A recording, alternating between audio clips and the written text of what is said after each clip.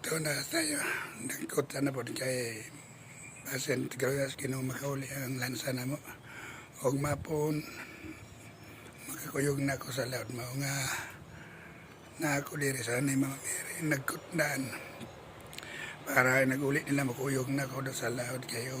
Og mapon sa Domingo, tumarudo lagi ako.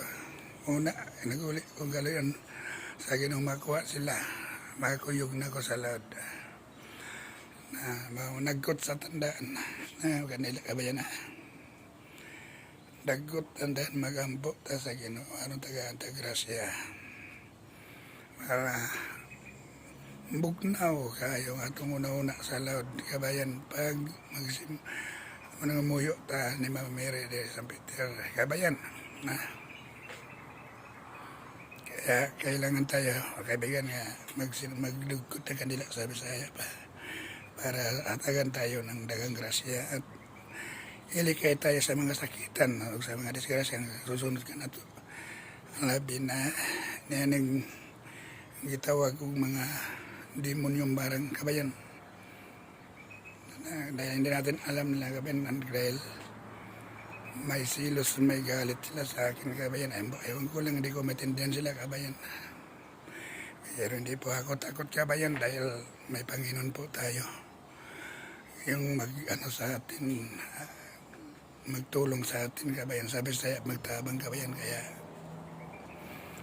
hindi pa ako malis kabayan pero doon na sa laot kabayan. Iba pinadala ko muna sa lantingan dahil bukas ng umaga mapatamarudo muna ako. Bago pag-uwi ko kung na magkakuwi ila, bago ko magsama doon sa laot kabayan. Kaya mamumuyo mo tayo magampo ta ni Mama Mary. Tagaan grasya o gilikay tayo sa disgrasya kabayan.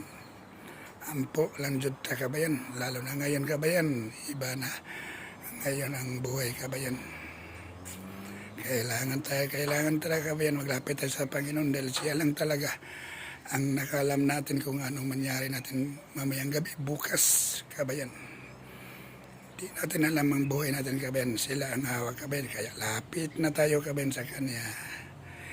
Dahil alam ko kahit anong sakit natin kabayan, kung sila ang tutulong sa atin kabayan, wala pong imposible talaga sa kanila kabayan. Kung sila talaga ang magtulong sa atin kabayan para talaga kabayan maligtas tayo sa sakit. Nga hindi naman natin pong inaasahan talaga kabayan. Lahat naman tayo kabayan, tao kabayan talaga makaranas tayo ng parusa ng Panginoon. Lalo ngayon nga sakit na tayo kabayan bago yung iba kabayan. Talaga naman kabayan pag may sakit na kabayan bago sila talaga kabayan maglapit ng Panginoon. Pero pag hindi pa yan Panginoon nila, pag hindi pa nila nakaranas ng